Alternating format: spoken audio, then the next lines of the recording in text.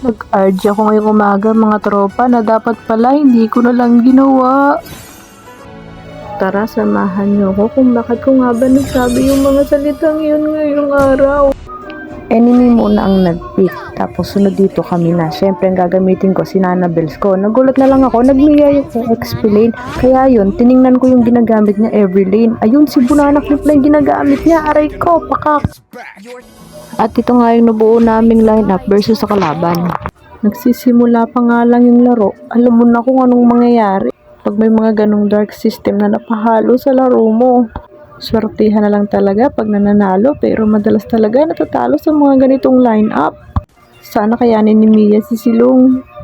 At ito na nga, na first blood na si Mia Bells. Tapos ito na yung mga sumunod na pangyayari. Diba? Sakit niya sa tenga, sa mata, at sa bangs. Naku naman talaga. Hindi niyo naman sa akin sinabi na paramihan pala ng pintong laro na to. Magkano ba ang premyo? Kasi sasali na lang ako. At ito na, hindi pa nga natatapos yung laro. Alam mo na ang mangyayari. Tingnan mo yung mga kakampi ko, kinatay na dito.